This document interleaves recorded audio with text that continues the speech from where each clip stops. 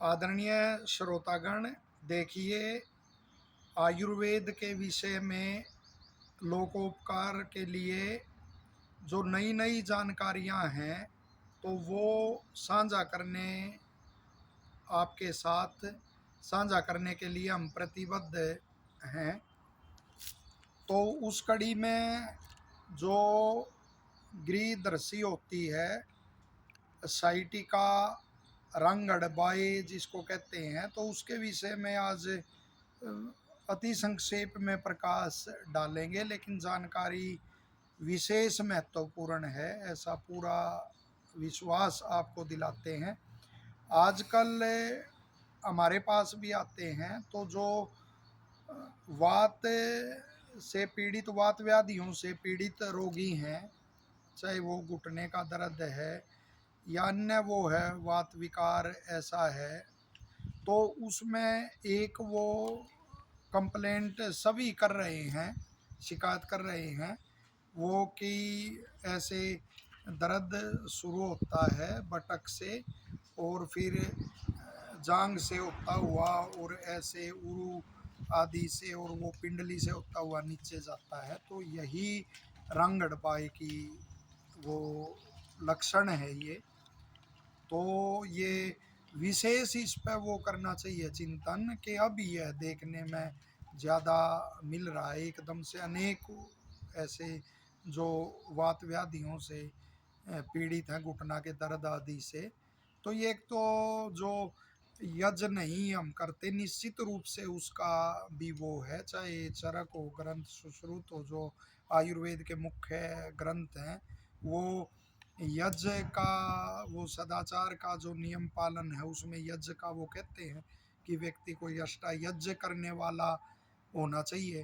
और प्राणाय स्वाहा, अपानाय स्वाहा, व्यानाय स्वाहा, वो आहुतियाँ हम देते हैं। तो प्राण अपान व्यान ये हमारे जब वो रहेंगे, अच्छी तरह से इनका व्यापार होगा और मजबूत रहेंगे तो ये व्याधि फिर नहीं हो सकती। तो यज्ञ से भी निश्चित तौर पर प्राण जो हैं वो यथाविधि अपना कार्य करते हैं और ऐसी व्याधियों से हम बचते हैं।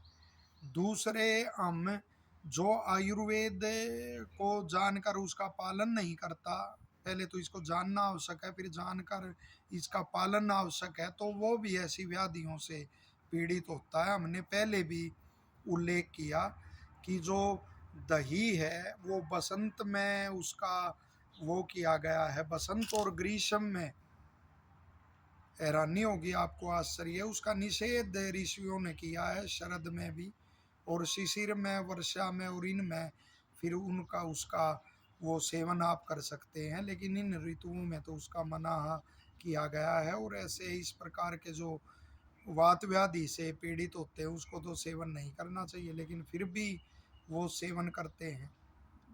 इसी प्रकार से लस्सी आदि का, तो खट्टी चीज़ें वो कोई ऐसा हो वो नहीं लेनी चाहिए। फिर भी वो काम आपका नहीं चल रहा, किसी को अभ्यास है, तो वो आधा दही और ऐसे रोग से कोई पीड़ित आधा दही आधा पानी और फिर उससे मक्खन निकाल के वो जब पतली वो होती है छाछ, तो उसमें थोड़ा एक चुटकी भर अजवाइन एक गिलास में भून के अजवाइन और सेंध और नमक डाल कर वो आप उसका सेवन कर सकते हैं, वरन नहीं।